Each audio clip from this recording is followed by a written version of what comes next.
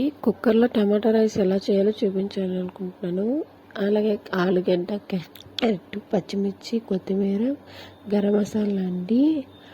ఇవి వచ్చేసి టమాటా, అల్లం వెల్లుల్లి పేస్ట్. ఆయిల్ కాగినాక మసాలాలన్నీ వేసేసి ఫ్రై చేసుకొని ఉల్లిపాయలు, పచ్చిమిర్చి యాడ్ చేసుకొని కొద్దిగా ఫ్రై అయినాక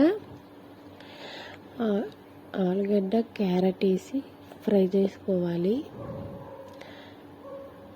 మంచిగా ఫ్రై అయినాక అల్లం వెల్లుల్లి పేస్ట్ వేసుకొని కొత్తిమీర వేసుకొని పచ్చివాసన పోయే వరకు ఫ్రై చేసుకోవాలండి. కట్ చేసుకున్న టమాటాలు వేసి సాల్ట్ వేసేసి పూర్తిగా మగ్గనివ్వాలి. మంచిగా సాఫ్ట్గా వచ్చినాక ధనియాల పొడి, కారం, గరం మసాలా, గ్లాస్ రైస్కి 2 గ్లాసుల వాటర్ వేసేసుకొని జీడిపప్పు, కొత్తిమీర వేసి విజిలాక స్టవ్ బంద్ చేసేయడమే.